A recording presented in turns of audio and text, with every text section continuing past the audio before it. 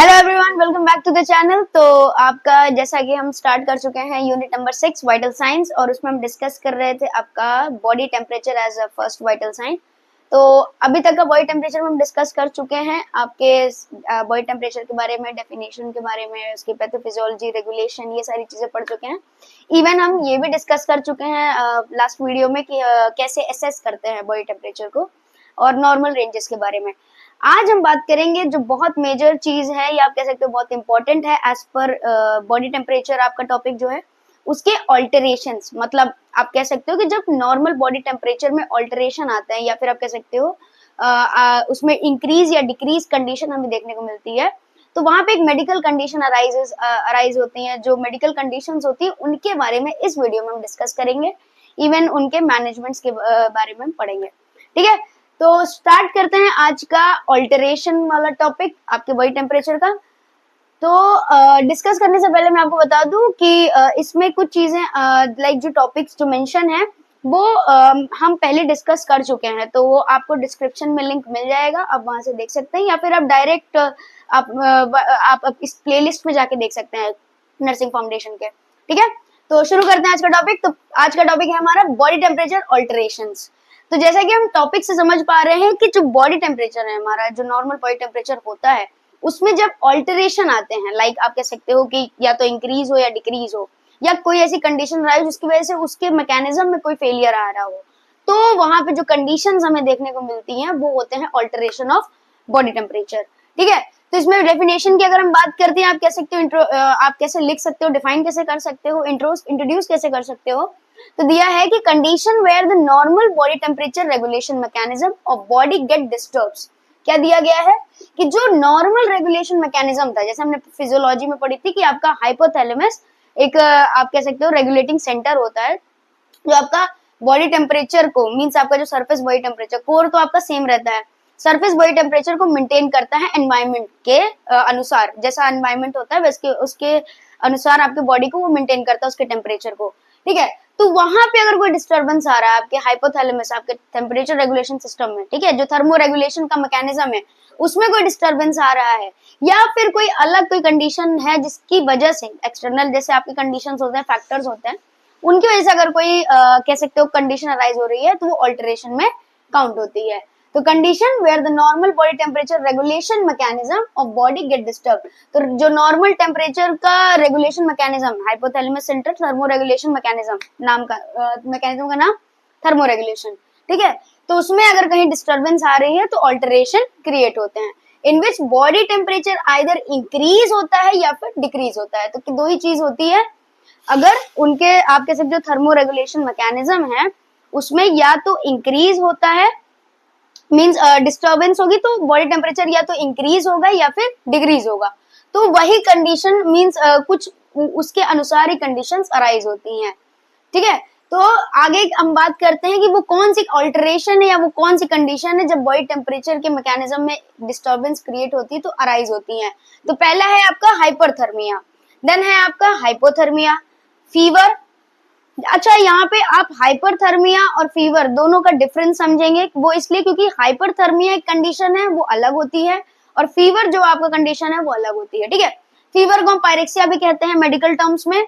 आपका heat cramp, heat stroke, heat exhaustion and riggers के बारे में हम डिस्कस करेंगे। ठीक है, तो ये इतना आपको समझ में आ गया है कि जब भी रेगुलेशन का जो भी आप कह सकते हो जो मैकेनिज्म है आपका थर्मो रेगुलेशन का मैकेनिज्म, उसमें डिस्टर्बेंस हो तो उसकी वजह से जो नॉर्मल बॉडी टेम्परेचर है वो ऑल्टरेट कर जाता है, या आप कह सकते हो डिस्टर्ब हो जाता है। ठीक है, अब इन कंडीशंस के बारे में हम एक एक करके ब्रीफली पढ़ेंगे। तो पहला आपका कंडीशन जैसा कि हम देख रहे हैं वो है हाइपरथर्मिया। तो हाइपरथर्मिया क्या है आपका, नॉर्मली अगर हम बात करना चाहें इस पर, तो आपके मन में इतना आ रहा होगा कि बॉडी का टेम्परेचर हाइपर मीन्स बढ़ गया है, ठीक है, इंक्रीज हो गया है, ये होगा आपके अनुसार या जितना आपको मालूम होगा। या हो सकता है कि बहुत लोगों को ऐसा लगता हो कि जो बॉडी टेम्परेचर या फीवर को डिनोट करो, बट ऐसा नहीं है। ठीक है, तो हाइपरथर्मिया क्या है कि बॉडी टेम्परेचर का जो नॉर्मल रेंज होता है उससे थोड़ा सा बढ़ जाता है। कब, जब उसके थर्मो रेगुलेशन मैकेनिज्म का फेलियर हो जाता है, डिस्टर्ब नहीं हो रहा है, जब थर्मो रेगुलेशन का मैकेनिज्म में फेलियर आ रहा है, मींस जो थर्मो रेगुलेशन चलती है आपके बॉडी में, आपके बॉडी हीट का प्रोडक्शन और बॉडी हीट के लॉस में एक थर्मोरेगुलेशन मैकेनिज्म वर्क करता है, दोनों को बैलेंस करने के लिए, ठीक है, जो कि हाइपोथैलेमस आपका सेंटर होता है वो रेगुलेट करता है। तो जब उस मैकेनिज्म में फेलियर आ जाता है, मींस वो अब आगे नहीं कर सकता, या कोई ऐसी कंडीशन अराइज है जिसकी वजह से वो अब रेगुलेट, या कह सकते उसके ऊपर बर्डन हो रहा है, वो नहीं कर पा रहा है, उसका काम नहीं हो पा रहा है, वो मैकेनिज्म वर्क ही नहीं कर रहा, ठीक है, फेलियर ऑफ थर्मोरेगुलेशन मैकेनिज्म, जिस तब जो बॉडी टेम्परेचर रेज होती है, आप कह सकते हो इंक्रीज होती है, वो कंडीशन होती है आपकी हाइपरथर्मिया। अब आप यही कहोगे कि फीवर में भी कंडीशन में आपका जो टेम्परेचर है वो भी इंक्रीज होता है, ऐसा नहीं है। फीवर में जब भी टेम्परेचर इंक्रीज होता है तो उसके पीछे आपका फैक्टर होता है आपके इन्फेक्शन या डिजीज कंडीशन कॉजेज होते हैं, लेकिन इसमें क्या हो रहा है, आपका थर्मोरेगुलेशन मैकेनिज्म डिस्टर्ब हो रहा है, या आप कह सकते हो फेल हो रहा है, उस वजह से बॉडी का टेम्परेचर इंक्रीज हो रहा है। क्यों? क्योंकि थर्मोरेगुलेशन मैकेनिज्म का काम बंद हो चुका है और बॉडी का हीट, जो भी सरफेस बॉडी टेम्परेचर है वो बढ़ता ही चला जा रहा है, क्योंकि उसको रेगुलेट करने के लिए जो मैकेनिज्म वर्क कर रहा था वो फेल हो चुका है, ठीक है। तो ये होती है डिफरेंस। अब हम बात करते हैं इसकी कैरेक्टरिस्टिक्स। अब लाइक फीवर में भी यही होता है कि उसमें भी टेम्परेचर रेज हो रहा है और इसमें भी हो रहा है, तो कैरेक्टरिस्टिक्स क्या होंगे, या कह सकते हो आप कैसे समझ पाओगे कि हाइपरथर्मिया ही कंडीशन है, क्योंकि अगर आप इंसान को चेक करोगे, आप किसी पेशेंट को चेक करोगे तो आपको तो यही लगेगा ना, बॉडी टेम्परेचर इंक्रीज है तो वो फीवर हुआ, या आप हाइपरथर्मिया उसको कैसे आइडेंटिफाई करोगे एज अ हाइपरथर्मिया, ठीक है। तो बात करते हैं कैरेक्टरिस्टिक्स की, तो हमें हमेशा ये जो कंडीशन है वो सडन इन नेचर देखने को मिलेगी। सडन मतलब अचानक से होगा ये, क्योंकि थर्मोरेगुलेशन तब तक वर्क कर रहा है, जैसे ही वो फेल होगा वैसे ही टेम्परेचर इंक्रीज करना शुरू कर देगा, ठीक है। और वो स्लोली नहीं होगा, सडन होगा, कह सकते हो ना with in a minute, with in आप कह सकते हो फ्यू मिनट्स में वो बॉडी का टेम्परेचर काफी लेवल तक इंक्रीज हो जाएगा। अच्छा, बॉडी का टेम्परेचर इंक्रीज कितना होगा, तो मैं आपको बता दूं, आपका नॉर्मल बॉडी टेम्परेचर जैसे आप बोलते हो 98.6 होता है, एवरेज आप कहते हो कि 98.6 फ़ारेनहाइट तक होता है, तो हाइपरथर्मिया में आपका बॉडी टेम्परेचर इंक्रीज होता है 101.4 यस 101.4 फ़ारेनहाइट के ऊपर, ठीक है। आपका हाइपरथर्मिया में हमेशा जो बॉडी टेम्परेचर होगा वो इसके ऊपर जाएगा, इसके ऊपर रेंज करेगा, ठीक है, जो कि आप सेल्सियस में लिख सकते हो आपका 36.5 से 37.5 के ऊपर, ठीक है, आपके सेल्सियस का ये वैल्यू है। ये होता है कि सडनली इतना ज्यादा, मतलब आप कह सकते हो इतना ज्यादा अचीव कर लेना और इससे ज्यादा इवन टेम्परेचर चला जाता है, तो वो कंडीशन होती है हाइपरथर्मिया की, ठीक है।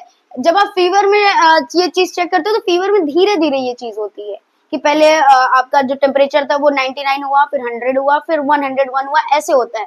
हाइपरथर्मिया में आपका सडन इंक्रीज ऑफ टेम्परेचर होगा और वो टेम्परेचर 101.4 फ़ारेनहाइट से ऊपर जाएगा, ठीक है। देन आपका ये कंडीशन लाइफ थ्रेटनिंग, क्योंकि अचानक से बॉडी का टेम्परेचर बढ़ना मतलब वाइटल ऑर्गन्स की फंक्शनिंग डिस्टर्ब होगी, वाइटल ऑर्गन्स की फंक्शनिंग डिस्टर्ब होने की वजह से आपकी जो भी बाकी की जो फंक्शनिंग है वो भी डिस्टर्ब होगी, जिसकी वजह से लाइफ थ्रेटनिंग कंडीशन जैसी चीजें अराइज होंगी, ठीक है। रिक्वायर्स एक्सटर्नल कूलिंग मेथड, इसमें आप कह सकते हो कि इसमें ऐसा क्यों लिखा है एक्सटर्नल कूलिंग मेथड, क्योंकि हाइपरथर्मिया कंडीशन में आपकी जो लाइक कह सकते हो जो आपकी मेडिकेशन सिस्टम है, आप कह सकते हो जो आप मेडिकल अगर मैनेजमेंट करना चाहो तो मेडिकल मैनेजमेंट इतना वर्क नहीं करता है। जैसे फीवर हुआ तो लोगों को पता है, जबान पर है, पैरासीटामोल खा लिया, डोलो खा लिया, सही हो गया। हाइपरथर्मिया में ये चीज नहीं होती है। हाइपरथर्मिया में मेडिकल मैनेजमेंट वर्क नहीं करता है, हमेशा एक्सटर्नल कूलिंग मेथड्स की हमें नीड होती है। जैसे आप कोल्ड स्पॉन्जिंग हो गया, कोल्ड बाथ हो गया, मतलब हमें कुल मिला के बॉडी का सरफेस टेम्परेचर किसी भी तरीके से एक्सटर्नल मेथड से ठंडा करना होता है, ठीक है, क्योंकि वो अंदर से रेगुलेट नहीं हो सकता और वो कोई इन्फेक्शन की वजह से नहीं है, कोई ऐसा कॉज नहीं है जिसकी वजह से मेडिकल मैनेजमेंट हम अप्लाई करें तो वो रेगुलेट हो जाए, ठीक है। तो इसीलिए हमेशा एक्सटर्नल कूलिंग मेथड की हमें रिक्वायरमेंट होती है। यहाँ पे कोई मेडिकल मैनेजमेंट वर्क नहीं करता है हाइपरथर्मिया में। नेक्स्ट इसमें बात करते हैं नो स्वेटिंग और चिल्स। इसमें जो इसका नेक्स्ट कैरेक्टरिस्टिक्स है, आप पहचान सकते हो कि इसमें स्वेटिंग और चिल्स कंडीशन नहीं होती है। फीवर में आप देखते हो स्वेटिंग होती है अगर ज्यादा इंक्रीज होता है बॉडी, या फिर चिल्स होती हैं, ठीक है, जो भी पेशेंट होता है या पर्सन होता है उसको चिल्स आती हैं। तो इसमें ये दोनों एब्सेंट रहेगा, ना तो स्वेटिंग हमें देखने को मिलेगी और ना ही चिल्स देखने को मिलेगा। Hot dry skin with severe fatigueness हमें देखने को मिलेगी, एकदम गरम ड्राई स्किन देखने को मिलेगी हमें, और सीवियर फटीगनेस, इवन डिजीनेस हमें देखने को मिलेगा, कंफ्यूजन देखने को मिलेगा, स्किन जो है फ्लश्ड हो जाएगी, रेड हॉट मींस ऐसे हो जाएगी, रेडनेस प्रेजेंट होगी, ठीक है। हमें ऐसा कंडीशन देखने को मिलेगा in case of hyperthermia. Body fails to cool down, आप मतलब बॉडी खुद से अपने आप को कूल नहीं कर सकती है, ये वो कंडीशन। क्यों? क्योंकि रेगुलेशन जो मैकेनिज्म था वो फेल हो चुका है, ठीक है। तो ये इसके कैरेक्टरिस्टिक्स है जो अलग करती है फीवर से। अब बात करते हैं इसके कॉजेस की। तो कॉजेस में हम कैसे कहते हैं कि न्यूरोलॉजिकल कोई डैमेज हुआ हो, ठीक है। आपके हाइपोथैलेमस सेंटर है, कोई न्यूरोलॉजिकल डैमेज की वजह से वो सेंटर में कोई आप कह सकते हो इंजरी हुआ, कोई हार्म हुआ हो, या कोई ऐसी रीजन हो जिसकी वजह से न्यूरोलॉजिकल या नर्व्स में डैमेज हुआ हो, जिसकी वजह से वो सेंटर आपका फेल हो चुका है, वर्क नहीं कर रहा है। एक्सटर्नल कंडीशंस हो सकती है, एक्सटर्नल एनवायरनमेंट, जैसे आपका हॉट वेदर हो सकता है, ठीक है। डायरेक्ट कांटेक्ट हो सकता है हीट का, जैसे आप बहुत अच्छा समझोगे, जैसे लाइक बर्न्स की कंडीशन हो गई, ठीक है। बर्न में क्या होता है, इंसान डायरेक्टली से किसी फायर के कांटेक्ट में आ गया, ठीक है, किसी डायरेक्ट हॉट जो एनवायरनमेंट है उसके कांटेक्ट में आ गया, हॉट गैस हो गई, तो डायरेक्टली जो हीट के कांटेक्ट में आ रहे हैं उसकी वजह से बॉडी का जो टेम्परेचर रेगुलेशन मैकेनिज्म था वो फेल हो चुका है, और बॉडी अब उसी लेवल ऑफ हीट पर टिक चुकी है, ठीक है।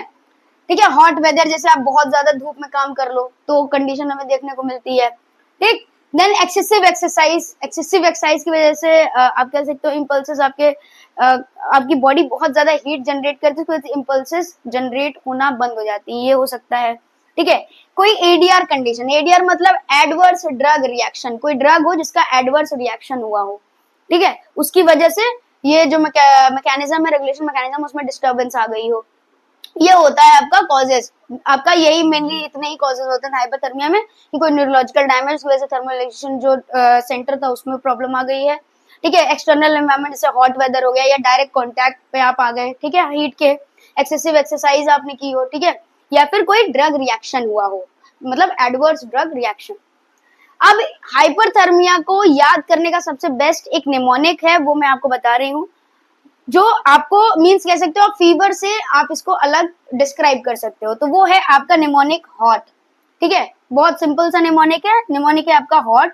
तो इसमें आप इन तीन चीजों में इसको डिस्क्राइब कर सकते हो। तो पहला है आपका हीट एक्सपोजर हुआ हो, जैसे हमने पढ़ा कि कोई डायरेक्ट कॉन्टेक्ट हुए, तो आप नॉर्मली बता सकते हो कोई हीट एक्सपोजर अगर हुआ है, तो कंडीशन जो वहां पे हीट के मीन्स कह सकते हो जो आपकी ऑल्टरेट बॉडी टेम्परेचर कंडीशन जो अराइज हुई है, वो हुई है आपकी हाइपरथर्मिया, ठीक है। ओ फॉर ओवर हीटिंग अगर हो गई, लाइक आपकी एक्सेसिव एक्सरसाइज हो गई, कोई ड्रग रिएक्शन हो गया, ये कंडीशन हुई हो।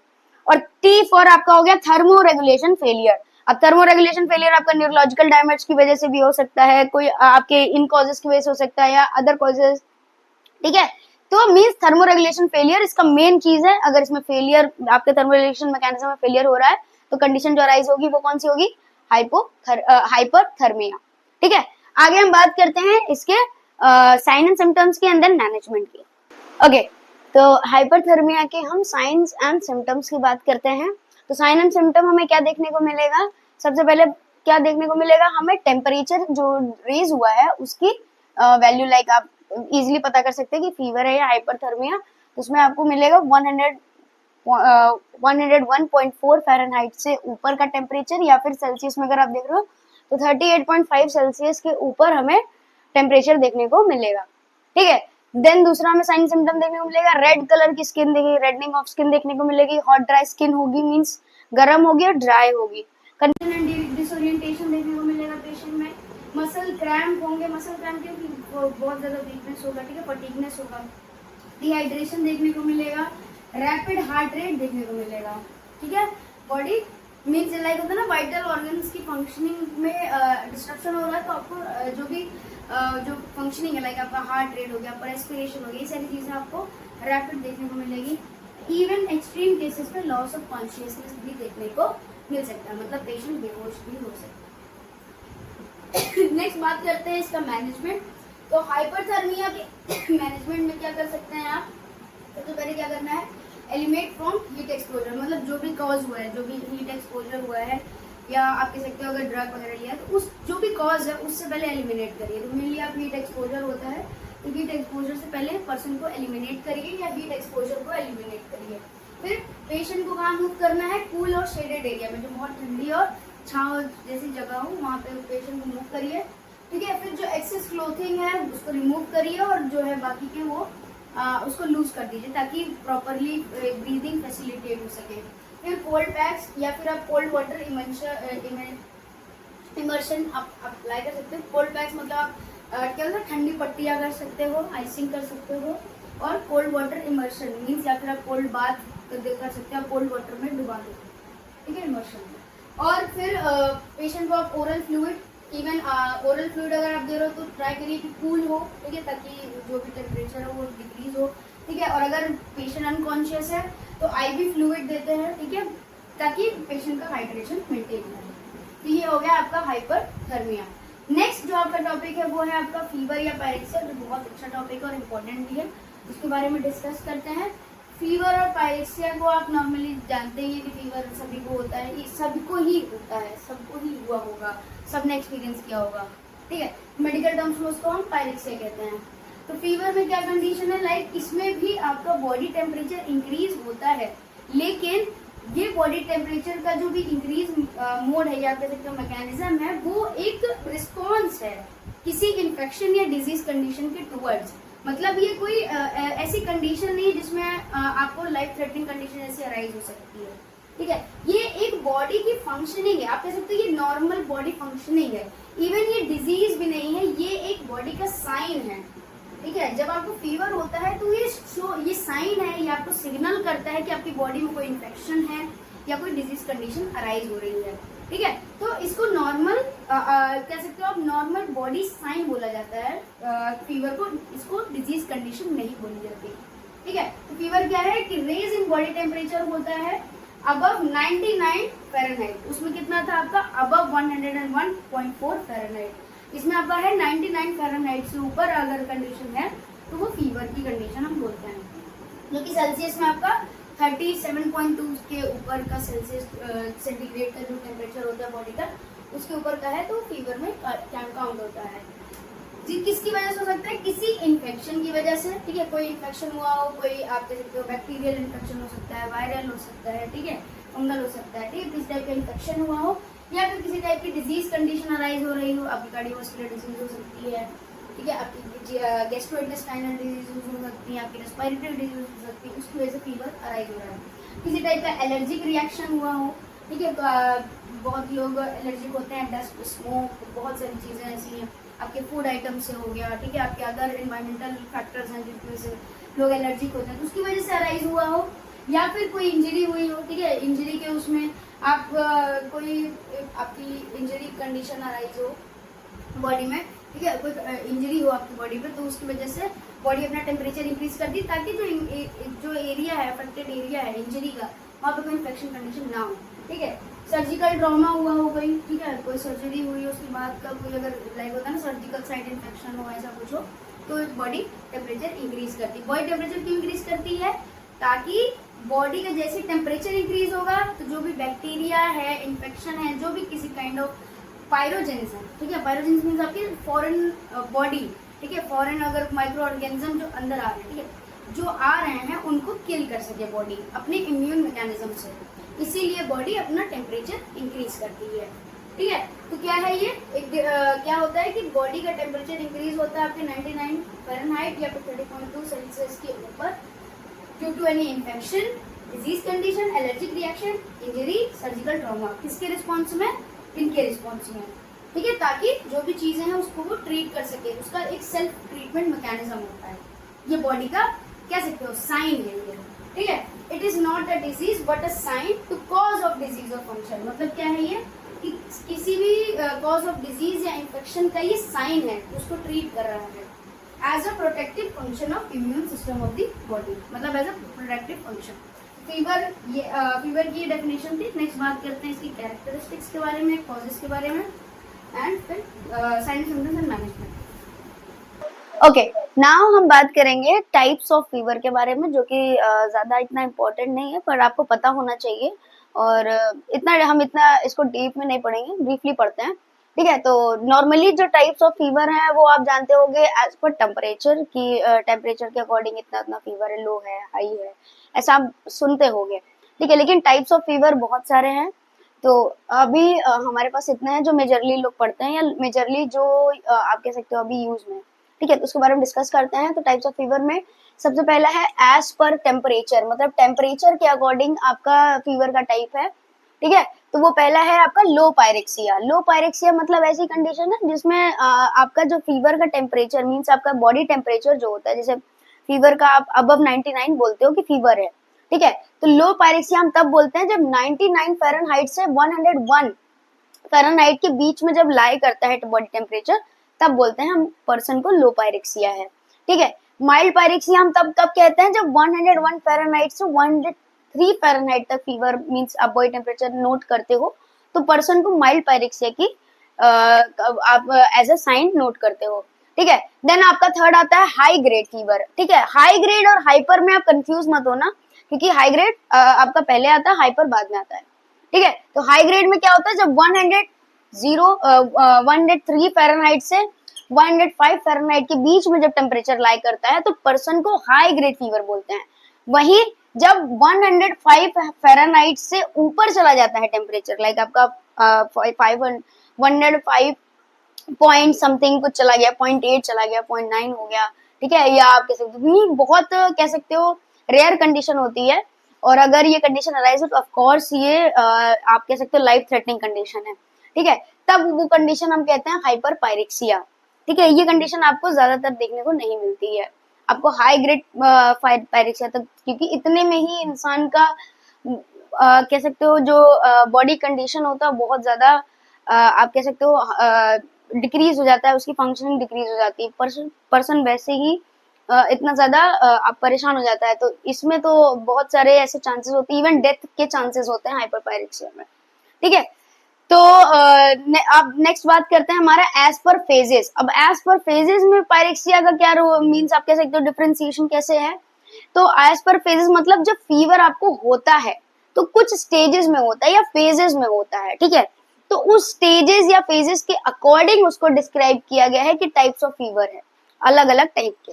तो पहला है ऑनसेट फेज। ऑनसेट फेज में क्या होता है, जब आपका स्टार्टिंग फेज होता है, जब फीवर शुरू होता है चढ़ना, मतलब जब आपका बॉडी टेम्परेचर 99 फ़ारेनहाइट के ऊपर आना शुरू होता है, ठीक है। जब वो 99 फ़ारेनहाइट क्रॉस करता है और शुरू होता है फीवर, आपको लग रहा है कि हाँ बुखार हो रहा है, दैट इज ऑनसेट फेज, ठीक है। तो पहला टाइप ये हो गया। दूसरा आपका फेज होता है, आप इसको एज अ फेज भी लिख सकते हो, जरूरी नहीं कि आप इसको टाइप में लिखो, क्योंकि ये फेज पूरा डिस्क्राइब है। देन आपका नेक्स्ट है फास्टिजियम फेज, ठीक है। फास्टिजियम फेज में क्या होता है, इसको हम स्टेडियम फेज भी कहते हैं। तो स्टेडियम फेज वो होता है जब टेम्परेचर रिटर्न करना लगता है नॉर्मल की तरफ, मतलब लाइक वो नॉर्मल अब 98.6 की तरफ प्रोसीड कर रहा है, फीवर शुरू हुआ, ठीक है, फीवर जितने ड्यूरेशन जो भी था वो उतने ड्यूरेशन तक है, फिर वो धीरे धीरे रिटर्न भी तो करेगा ना, बॉडी टेम्परेचर नॉर्मल भी तो होगा। तो जब वो नॉर्मल होना शुरू होता है, जब वो 99 आया, फिर धीरे धीरे अब 99 से फिर हो गया 98.9, 98.8, 98.7, धीरे धीरे डिक्रीज होना शुरू होता है, क्योंकि फीवर की कैरेक्टरिस्टिक्स यही है कि फीवर धीरे धीरे होता है। हाइपरथर्मिया में सडन बॉडी टेम्परेचर इंक्रीज हो रहा है, और फीवर हमेशा स्लो ऑनसेट होता है, ठीक है। तो धीरे धीरे शुरू हुआ, स्टार्टिंग फेज वो ऑनसेट फेज है। फास्टिजियम में धीरे धीरे वो डिक्रीज होना शुरू होता है। तो जब धीरे धीरे डिक्रीज होना शुरू हो रहा है तो उसको कहते हैं जब रिटर्निंग टू नॉर्मल धीरे धीरे, दैट इज फास्टिजियम या फिर स्टेडियम फेज। अब नेक्स्ट आपका फेज आता है क्राइसिस का। क्राइसिस फेज क्या होता है कि ये कभी लाइक आपसे तो हर पर्सन में आपको देखने को नहीं मिलता, लेकिन कभी कभी हमें देखने को मिलता है कि सडनली जो भी है आपका जो भी ऑनसेट के बाद का जो टेम्परेचर था, मान लीजिए आपको फीवर हुआ 100 फ़ारेनहाइट का, तो अचानक से means like with in a minute आपका जो टेम्परेचर था वो आपके नॉर्मल बॉडी टेम्परेचर पे आ गया है। लाइक जैसे आपको 100 फ़ारेनहाइट का वो था, आपने मेडिकेशन ली और वो अचानक से कुछ ऐसा हुआ, या आप कह सकते हो कोई ऐसा मैकेनिज्म हुआ बॉडी में जो कि 100 फ़ारेनहाइट से आपका टेम्परेचर वापस से 98.6 फ़ारेनहाइट तक आ गया, ठीक है, विद इन अ मिनट। तो वो होता है क्राइसिस फेज, मतलब सडन रिटर्न, ठीक है। और ट्रू क्राइसिस वो होता है जो एक्चुअल में सबके साथ होता है, या कह सकते हो नॉर्मल प्रोसेस है, ठीक है। क्राइसिस भी नॉर्मल है, बट हर चीज मतलब हर फेज ऑफ फीवर में नहीं देखने को मिलती है, लेकिन ट्रू क्राइसिस हर जगह प्रेजेंट होती है। तो हर फीवर में जब लाइक शुरू हुआ रिटर्न करने पे, तो उसमें क्या होता है, temperature falls within hour. जब शुरू होता है ना तो 1 घंटा लग जाता है उसको नॉर्मलाइज होने में। तो जो वो टाइम लिमिट लग रहा है कि विद इन आवर 1 घंटे के अंदर आपका जो टेम्परेचर था वो वापस से 98.6 फ़ारेनहाइट पे आ गया है, तो वो आपका हो गया ट्रू क्राइसिस। ठीक है। और अगर वही सडन रिटर्न है तो वो आपका क्राइसिस फेज है। ठीक है। और सब नॉर्मल टेम्परेचर हमें तब देखने को मिलता है जब आपका रिटर्न हो चुका है नॉर्मल पे। लेकिन कभी कभी आप नोटिस करना, जब आपको बुखार होता है तो फिर आप जब बुखार पूरी तरीके से उतर जाता है तो फिर आपको थोड़ा थोड़ा ठंडक महसूस होती है। क्यों? क्योंकि आपका जो बॉडी टेम्परेचर वो स्लाइटली आपका 1 डिग्री का वेरिएशन होता है, 1 से 2 डिग्री का। ठीक है। उसमें थोड़ा सा बॉडी टेम्परेचर नीचे जाता है, मीन्स आप कह सकते हो थोड़ा सा, और 98.6 के नीचे जाता है, लाइक आप कह सकते हो 97 तक जाता है, 97 फ़ारेनहाइट तक। ठीक है। तो वो होता है सब नॉर्मल टेम्परेचर। नॉर्मल होता है वो जब बॉडी बहुत ज्यादा हीट होती है तो धीरे धीरे रिटर्न करने के बाद वो थोड़ा सा कूल डाउन भी होती है। ठीक है। तो फॉल्स बिलो 98 फ़ारेनहाइट, मतलब फ़ारेनहाइट के 98 फ़ारेनहाइट के नीचे थोड़ा सा जाता है, लाइक 97 फ़ारेनहाइट तक 1 ही डिग्री का वेरिएशन होता है। ठीक है। वो होता है सब नॉर्मल टेम्परेचर, और उसके बाद जैसे ही वो कूलिंग हो जाती है फिर वो वापस से 98.6 फ़ारेनहाइट पे रिटर्न कर जाता है। ठीक है। तो ये फेजेस के अकॉर्डिंग था।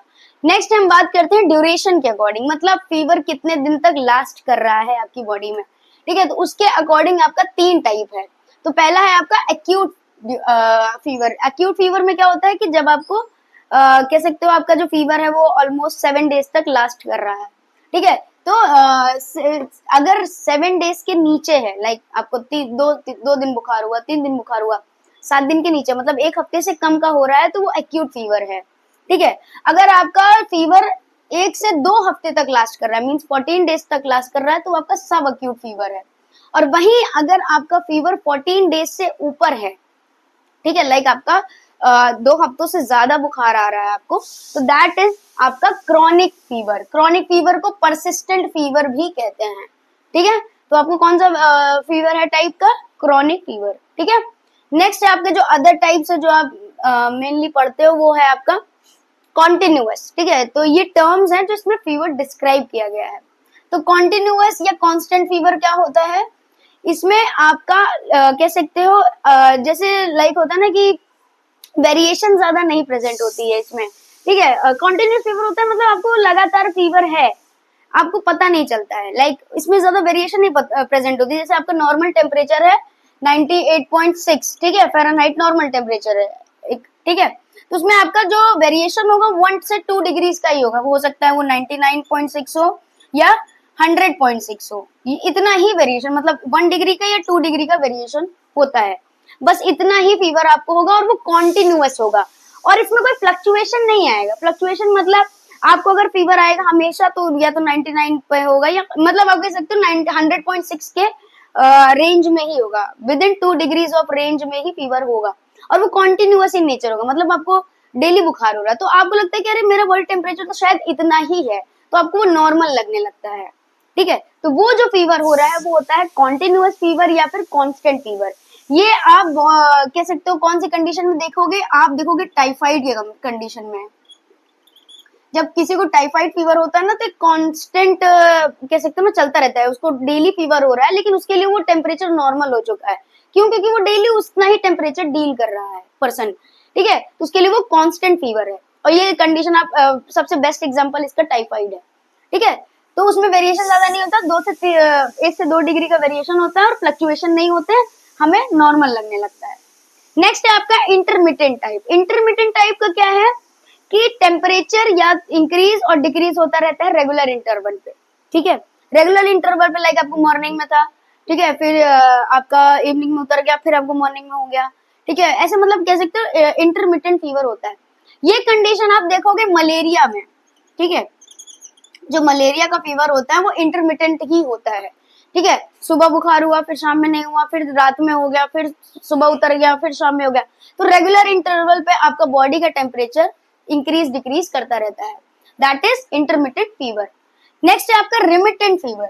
रेमिटेंट फीवर में क्या होता है जो वेरिएशन होता है फीवर का वो 2 डिग्री से ज्यादा होता है। मतलब आपको जो बुखार होगा वो 98.6 प्लस आप 2 डिग्री का ज्यादा वेरिएशन रखो, ठीक है। तो लाइक आपको जैसे बुखार हुआ, लाइक आपको बुखार हुआ 100 डिग्रीज का, तो वो बुखार 2 डिग्री से ज्यादा नीचे जाएगा। अगर कभी नॉर्मलाइज हो रहा है, अगर उतर रहा है फीवर, तो वो 2-3 डिग्री ज्यादा नीचे जाएगा। आपका हो सकता है वो वापस से 98 97 तक जाए, ठीक है। फिर वो जब बुखार वापस से होगा तो वो 2 डिग्री के वेरिएशन से ज्यादा होगा। हो सकता है अगली बार आपको 101 फीवर हो, ठीक है। तो रेमिटेंट में क्या होता है, वेरिएशन ज्यादा होती है 2 डिग्री से। जैसे हमने यहाँ वेरिएशन की बात करी थी, ठीक है, कांस्टेंट वाले में, तो उसमें क्या होता है रेगुलर बेसिस पे हो रहा है, डेली हो रहा है, ठीक है, ऐसा हो रहा है। रेमिटेंट में क्या होगा, होगा तो आपको कुछ ही दिनों के लिए एक्यूट फेज में ही होगा, लेकिन जो फीवर होगा उसका वेरिएशन बहुत ज्यादा होगा।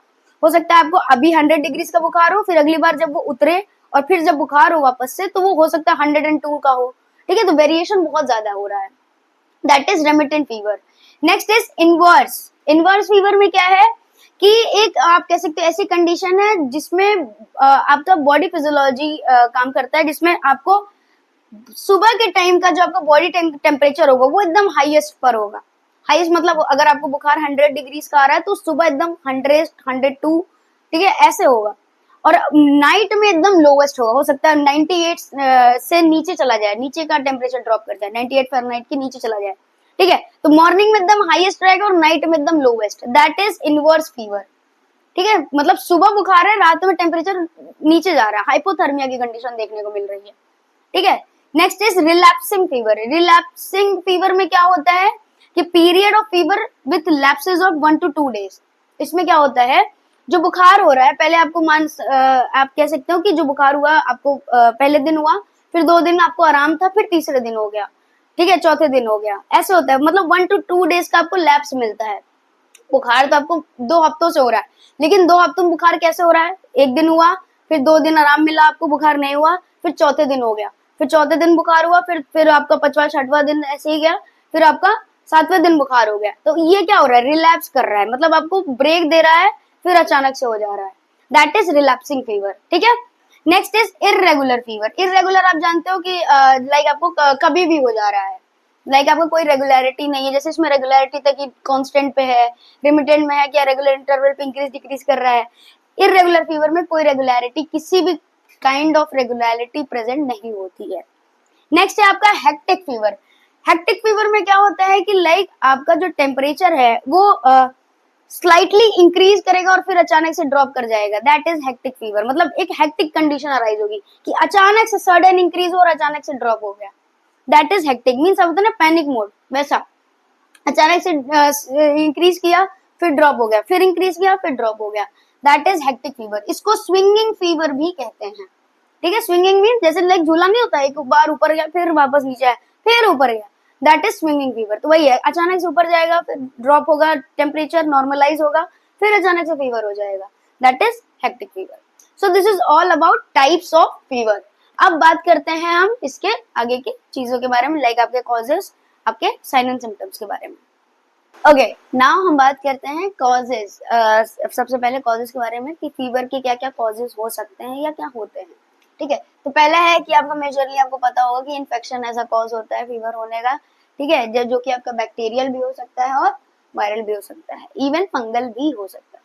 Next is neoplasm. किसी भी टाइप ऑफ नियोप्लाज्म मैलिग्नेंसी की अगर कंडीशन अराइज हो रही है, ठीक है, तो उसमें आपका सबसे पहला जो सिम्टम या साइन देखने को मिलता है वो हमारा फटीगनेस, फीवर, यही सारे होते हैं, ठीक है। Next is vascular causes. अगर आपके ब्लड स्ट्रीम इन्फेक्शन वाले या फिर आपके ब्लड कंपोनेंट से रिलेटेड कोई आपको कंडीशन अराइज हो रही है तो उसमें आपको फीवर पहले देखने को मिलेगा। देन आपका नेक्स्ट है ट्रॉमा या इंजरी, जैसे हमने सर्जिकल ट्रॉमास बोला या अदर काइंड ऑफ ट्रॉमा है, ठीक है, आपके कोई टाइप ऑफ इंजरी हुई है तो उसमें आपका बॉडी टेम्परेचर इंक्रीज करता है।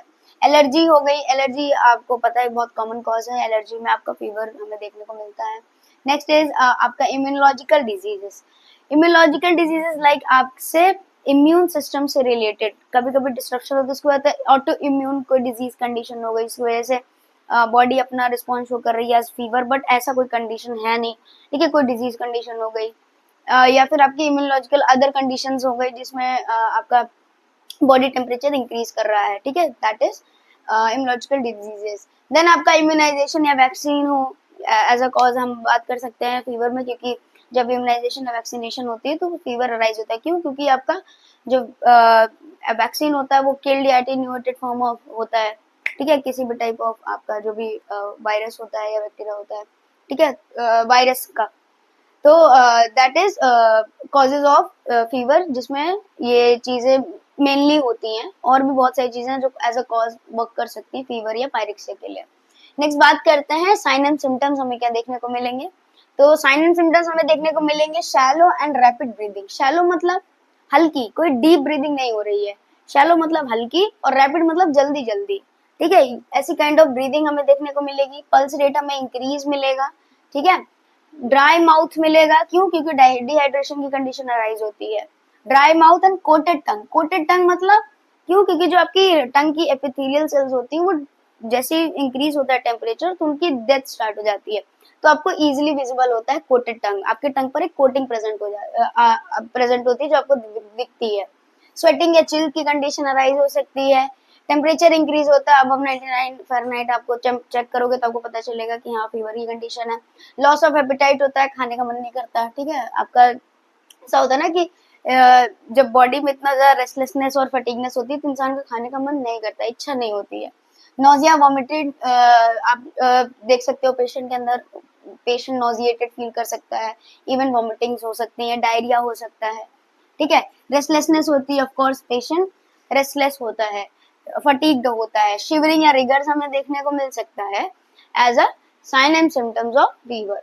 नेक्स्ट हम बात करते हैं मैनेजमेंट की। तो मैनेजमेंट फीवर का दो टर्म्स पर डिवाइड किया गया। पहला कि हमारा जो चीज मेन है टेम्परेचर, उसको रेगुलेट करना, और दूसरा है कि उसको रेगुलेट करने के लिए बॉडी को क्या है प्रॉपर फंक्शनिंग के लिए एनर्जी रिक्वायर्ड होगी, तो वो होगी आपकी न्यूट्रिशनल मैनेजमेंट, ठीक है। तो दो चीजों पे हम डिस्कस करते हैं मैनेजमेंट। पहला है आपका न्यूट्रिशनल मैनेजमेंट।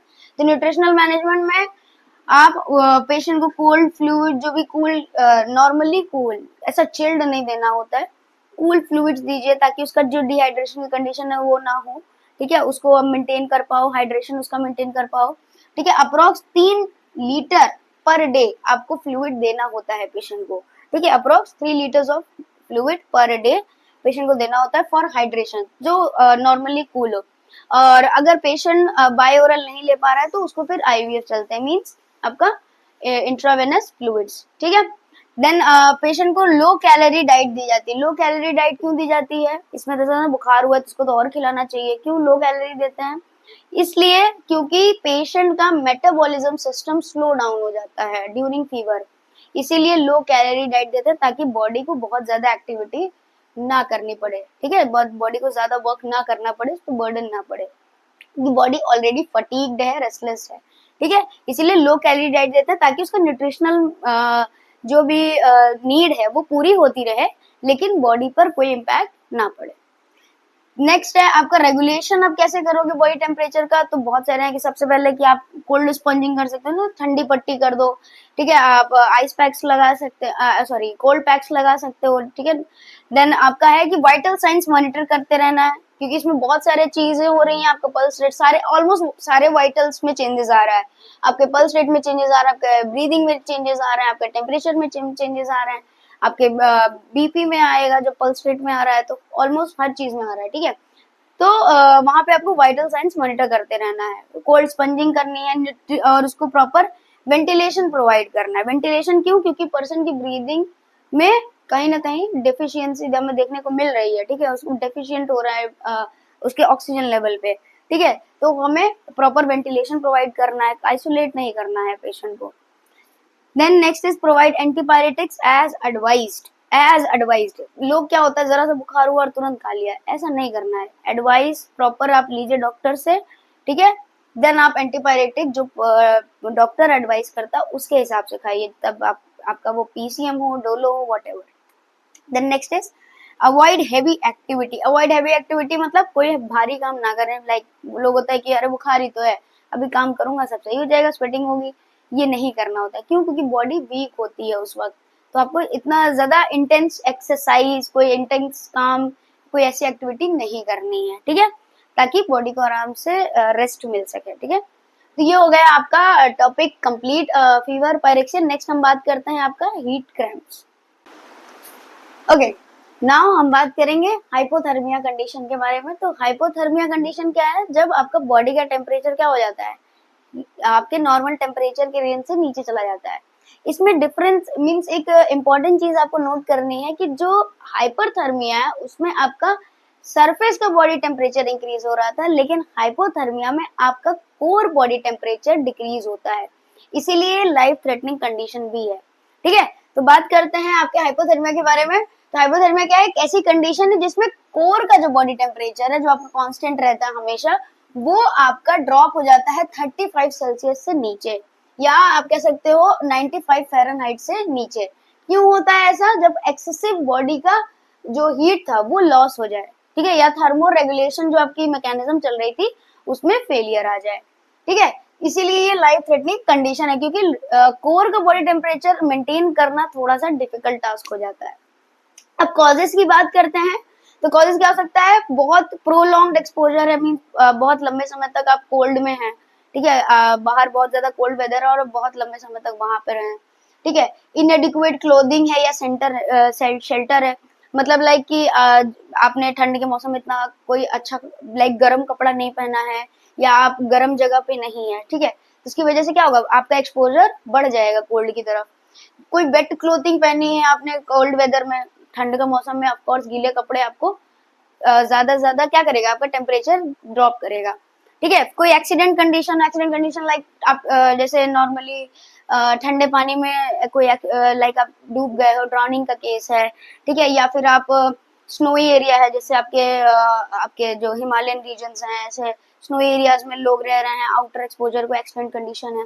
ठीक है, कोई ट्रॉमा या शॉक की कंडीशन है तो होता है, या फिर अल्कोहल या कोई ड्रग इंटॉक्सिकेशन, ठीक है, किसी भी टाइप ऑफ ड्रग या फिर अल्कोहल का जब इंटॉक्सिकेशन हो जाता है बॉडी में, इसकी वजह से थर्मो रेगुलेशन सिस्टम मैकेनिज्म जो था उसकी फेलियर की वजह से आपका बॉडी का टेम्परेचर डिक्रीज हो जाता है। अब बात करते हैं इसके साइन एंड सिम्टम्स के बारे में। तो साइन एंड सिम्टम्स आपके 3 टर्म्स पे डिवाइड है। पहला है कि माइल्ड हाइपोथर्मिया होगा तो क्या होगा, फिर मॉडरेट होगा तो कौन से साइंस देखने को मिलेंगे, और अगर सीवियर कंडीशन है तो क्या देखने को मिलेगा। सबसे पहले बात करते हैं माइल्ड हाइपोथर्मिया की। तो माइल्ड हाइपोथर्मिया आपका होता है जब आपका बॉडी टेम्परेचर 32 से 35 सेल्सियस के बीच में रेंज करता है। मतलब आपका जो बॉडी टेम्परेचर जब डिक्रीज हो रहा है तो आपका नॉर्मली आप जानते हो कि 37 होता है, ठीक है, फिर वो 35 पहले ही हाइपोथर्मिया कंडीशन है, लेकिन जब वो 32 से 35 के बीच में रेंज कर रहा है तो क्या हो गया? आपका माइल्ड हाइपोथर्मिया।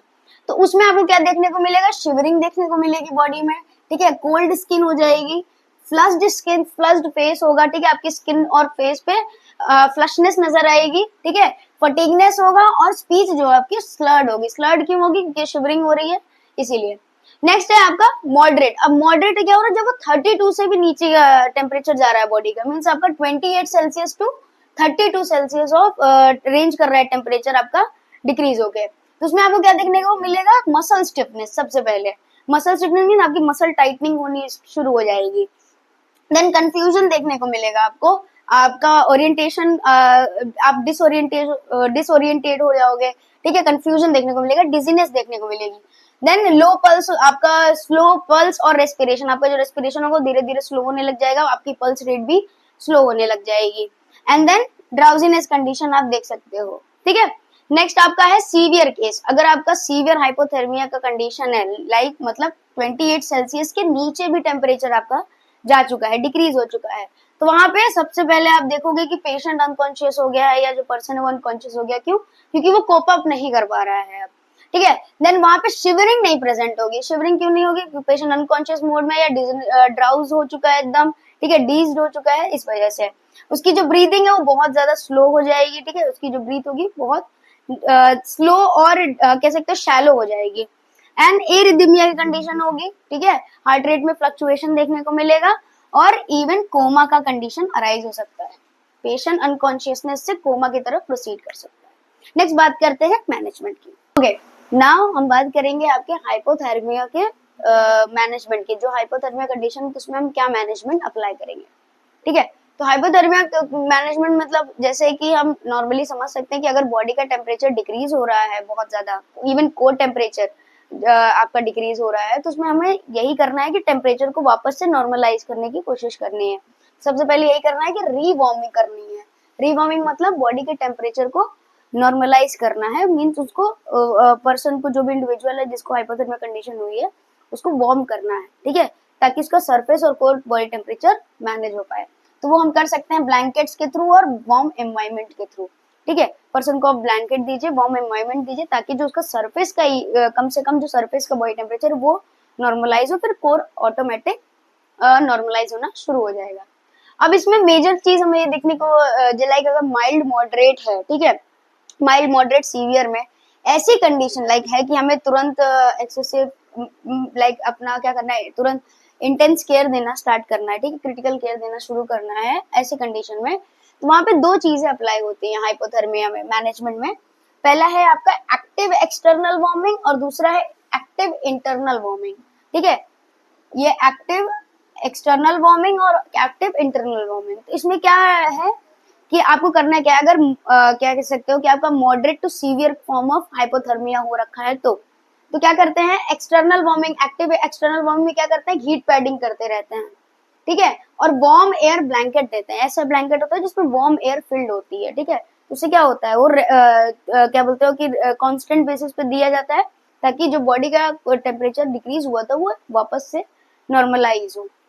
और एक्टिव इंटरनल वार्मिंग में मतलब आप इंटरनली बॉडी को कैसे वार्म करोगे, एक्सटर्नल में आप आउटर सरफेस कैसे वार्म करोगे, और इंटरनल में आपका इंटरनल कोर टेम्परेचर आप कैसे मेंटेन करोगे। तो वो होता है वार्म आईवी फ्लूइड देते हैं, ठीक है। आईवी फ्लूइड जो होता है वो थोड़ा सा वार्म होता है, ठीक है। और वार्म ह्यूमिडिफाइड ऑक्सीजन थेरेपी आप देते हो, मतलब जो ऑक्सीजन आप सप्लाई करो तो उसको वार्म एंड ह्यूमिडिफाइड नेचर में देते हो, ताकि उसकी ब्रीदिंग वैसे भी पर्सन की स्लो हो जाती है हाइपोथर्मिया में, तो उसकी ब्रीदिंग भी रिस्टोर हो जाएगी और वार्मथ की वजह से उसका टेम्परेचर भी रिस्टोर होगा। Keep monitoring the cardiac function and oxygen saturation बहुत जरूरी है। कार्डियक क्यों, क्योंकि आपका डिसरिदीमिया की कंडीशन, एरिदीमिया की कंडीशन अराइज हो रही है, आपका बाकी का जो पल्स रेट है ये सारी चीजें स्लो हो रही हैं, इसलिए कार्डियक फंक्शन आपको मॉनिटर करते रहना है। एंड ब्रीदिंग की ब्रीदिंग स्लो डाउन होने की वजह से ऑक्सीजन सैचुरेशन भी स्लो डाउन हो रहा है, तो वो भी आपको मॉनिटर करते रहना है, ताकि कोई कंडीशन लाइफ थ्रेटनिंग की अराइज ना हो।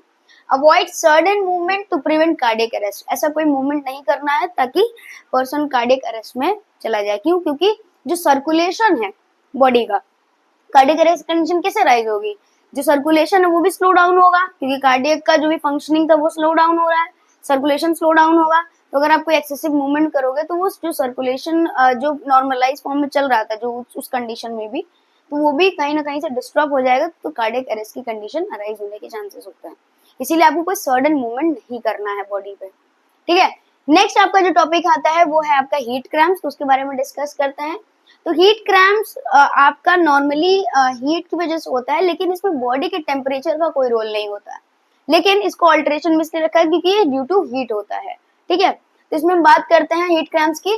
तो condition of intermittent painful contraction of skeletal muscle, जो आपकी स्केलेटल मसल्स होती है उनका इंटरमिटेंट मतलब रेगुलर बेसिस पे हो रहा है, ठीक है आपका, और पेनफुल कॉन्ट्रैक्शन होता है, बहुत पेनफुल कॉन्ट्रैक्शन होता है स्केलेटल मसल्स का, मतलब आपके जो मसल्स होते हैं आपके स्केलेटल मसल्स का, उनमें कॉन्ट्रैक्शन देखने को मिलता है। क्यों होता है, क्योंकि फ्लूइड लॉस हो जा रहा है, हीट की वजह से आपका बॉडी का फ्लूइड लॉस हो जा रहा है। और मेजर चीज ये है आपका सोडियम, फ्लूइड के साथ साथ सोडियम भी बाहर आता है आपके स्वेटिंग के थ्रू, ठीक है। तो उसमें क्या है, आपका फ्लूइड के साथ साथ सोडियम लॉस हो रहा है, सोडियम आपका मेजर मसल रिलैक्सेशन में वर्क करता है, इसीलिए जब सोडियम का लॉस हो जा रहा है तो कॉन्ट्रैक्शन देखने को मिलता है, इसकी वजह से पेनफुल क्रैम्प्स होते हैं पर्सन को, ठीक है। तो हीट क्रैम्प्स क्या है, condition of intermittent painful contraction of skeletal muscles which occur due to fluid loss and sodium loss through sweating. Majorly किस चीज से होती है, स्वेटिंग से होती है हीट क्रैम्प्स, ठीक है। ये कब होती है, जब जैसे आप कोई एक्सेसिव एक्सरसाइज कर रहे हो, ठीक है, एक्सेसिव स्वेटिंग हो रही है, कड़ी धूप में आप काम कर रहे हो, ठीक, एक्सेसिव स्वेटिंग हो रही है, तो उसमें फ्लूइड जा रहा है, आपका सोडियम जा रहा है, तो उसमें क्या हो रहा है, फिर आपके बॉडी में सोडियम जो सीरम लेवल है सोडियम का, सीरम में जो आपका सोडियम लेवल है वो डिक्रीज हो रहा है, इस वजह से कॉन्ट्रैक्शन होंगे और मसल क्रैम्प्स होंगे आपको, ठीक है। तो वही होता है heat cramps. Sodium depletion causes cramps, यही चीज हम समझ चुके हैं कि सोडियम का डिप्लीशन होना क्रैम्प्स की मींस कह सकते हो स्टार्टिंग है। जैसे जैसे सोडियम डिप्लीव होगा, फ्लूइड वैसे भी लॉस हो रहा है, क्रैम्प्स शुरू हो जाएंगे। वो क्यों हो रहा है? हीट की वजह से, ठीक है। जब आप हीट में कोई एक्सेसिव एक्सरसाइजेस करते हो या एक्सेसिव कोई एक्टिविटी करते हो, इंटेंस एक्टिविटी करते हो, तो अब कैरेक्टरिस्टिक्स क्या है कि हीट क्रैम्प्स की, ठीक है। तो इसमें सबसे पहले आप ये रखिए कि ये अकर होता है आपके ज्यादातर मेनली एक्सेसिव स्वेटिंग की वजह से, क्योंकि उसमें ही आपका सोडियम का जो कह सकते हो एक्सक्रीशन है वो ज्यादा होता है, ठीक है। इसमें सबसे मेजर चीज आपको ये नोट करनी है कि बॉडी का टेम्परेचर नॉर्मल रहता है, बॉडी के टेम्परेचर पे इम्पैक्ट नहीं पड़ता है। इम्पैक्ट कहाँ पड़ता है? हीट की वजह से फ्लूइड लॉस हो रहा है विद सोडियम, ठीक है। सोडियम की जब सोडियम का डिप्लीशन हो रहा है, ठीक है, सीरम लेवल में, ठीक है, तो उसमें क्या हो रहा है? आपका मसल कॉन्ट्रैक्शन हो रहा है, जिसकी वजह से क्रैम्प्स अराइज हो रहा है, ठीक है। सीरम सोडियम का क्या जो होता है वो सीरम सोडियम आपका डिक्रीज होने लगता है। अब इसके मैनेजमेंट की बात करते हैं। इसका साइन एंड सिम्टम्स ये है कि आपको क्रैम्प्स होंगे, ठीक है, मसल पेन होगा आपको, ठीक है। नेक्स्ट आपका मैनेजमेंट की बात करते हैं। तो मैनेजमेंट आपका है कि आपको इंक्रीज करना है सॉल्ट का इंटेक, आपको इंक्रीज करना है, सॉल्ट का इंटेक इंक्रीज करना है। आप खाने में आप थोड़ा सा ज्यादा आप यूज कर लीजिए, ठीक है। आप प्रॉपर एक होता है ना कि सोडियम फॉर्म ऑफ बेस कोई आपका सॉल्यूशन है तो आप बना के पी सकते हैं, ठीक है। इम्प्रूव इलेक्ट्रोलाइट बैलेंस, आपका इलेक्ट्रोलाइट इम्बैलेंस ही है सोडियम का डिक्रीज डिप्लीशन, तो ठीक है, इलेक्ट्रोलाइट बैलेंस आप करिए, लाइक आप प्रॉपर इनटेक रखिए, ठीक है, इलेक्ट्रोलाइट्स का। Then next is increase fluid intake slightly. Slightly क्यों बोला जाता है? क्योंकि अगर लाइक वैसे भी बॉडी में जो आपका सोडियम का लेवल है वो डिक्रीज है, अगर आप फ्लूइड और बढ़ा देंगे तो ऑफ कोर्स उसमें सोडियम की जो कंसिस्टेंसी थी वो भी और कम हो जाएगी, ठीक है, जो सोडियम का लेवल था वो और कम हो जाएगा। इसीलिए स्लाइटली बढ़ाने कहते हैं, ताकि जो डिहाइड्रेशन कंडीशन है वो रिकवर हो। लेकिन आप इतनी ज्यादा मत बढ़ाइए कि सोडियम का जो लेवल था वो आप मतलब इनटेक करके भी आप उसको रिकवर नहीं कर पा रहे हो, ठीक है। इसलिए स्लाइटली फ्लूइड इनटेक बढ़ाने को कहते हैं और सॉल्ट का इनटेक बढ़ाने को कहते हैं, ठीक है। लिमिट इंटेंसिव एक्टिविटीज, अगर कोई इंटेंसिव एक्टिविटीज का है कि हाँ आपको करना है तो आप लिमिट करिए कुछ दिनों तक, ताकि आपका जो भी सोडियम लेवल वो रिस्टोर हो जाए, स्वेटिंग ना हो, ठीक है। आप ये कोशिश करिए और फ्लूइड आपका मेंटेन रहे बॉडी का। So this is all about heat cramps. Next हमने पढ़े थे दो टॉपिक और आपका होता है हीट स्ट्रोक एंड एक है आपका टॉपिक जो ऑल्टरेशन में है वो है हीट एग्जॉशन। तो मैं आपको बता दूं कि ये दोनों टॉपिक हमने फर्स्ट एड चैप्टर में कवर कर लिया है, ठीक है। इनके लिए हम डिटेल वीडियो नहीं बना रहे क्योंकि इसकी ऑलरेडी वीडियो आपको चैनल पे मिल जाएगी। फर्स्ट एड चैप्टर में हमने हीट स्ट्रोक और हीट एग्जॉशन दोनों पढ़ लिया है, ठीक है। तो इन टॉपिक्स को आपको पढ़ने के लिए उस फर्स्ट एड का जो वीडियो है हमारे पास हीट स्ट्रोक जिसमें मेंशन है, आप उस वीडियो को देख सकते हो, जिसकी लिंक आपको डिस्क्रिप्शन में भी मिल जाएगी और हमारे नर्सिंग फाउंडेशन के प्लेलिस्ट पे भी मिल जाएगी, ठीक है। तो आप ये दोनों टॉपिक वहां पढ़ लेते हो। नेक्स्ट जो लास्ट टॉपिक आपका बचता है रिगर, उसके बारे में डिस्कस करते हैं। ओके, तो नाउ बात करते हैं आपके रिगर के बारे में। तो रिगर क्या है? एक्चुअली ये एक ऐसी कंडीशन है जिसमें कह सकते हो एक सिम्टम है, जिसमें क्या होता है जब आपका सडन जो टेम्परेचर है, ठीक है, वो मींस रेगुलेशन जो है टेम्परेचर का, बॉडी टेम्परेचर का रेगुलेशन मैकेनिज्म है, उसमें जब डिस्ट्रप्शन आता है तब रिगर की कंडीशन अराइज होती है, ठीक है। तो रिगर क्या है? एक sudden attack of intense shivering condition है, ठीक है, एक सिम्टम है जिसमें क्या होता है कि आपका जो थर्मो रेगुलेशन मैकेनिज्म है वो हीट लॉस और हीट प्रोडक्शन के बीच में कह सकते हैं ना, उसका जो मैकेनिज्म थोड़ा सा डिस्टर्ब हो जाता है। तो उसकी वजह से क्या होता है कि आपको रिगर्स आते हैं। रिगर्स मींस एक कह सकते हो इंटेंस शिवरिंग आती है, वो कह सकते हो कि बहुत कोल्ड मींस लाइक होता है ना चिल्स टाइप, कोल्ड, बहुत कोल्ड भी हो सकती है और बहुत हॉट टेम्परेचर में भी हो सकती है।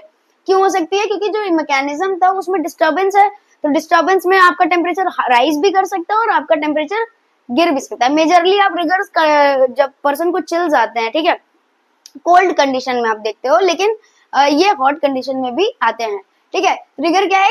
Condition of sudden attack of intense shivering when the thermoregulation mechanism get disturbs.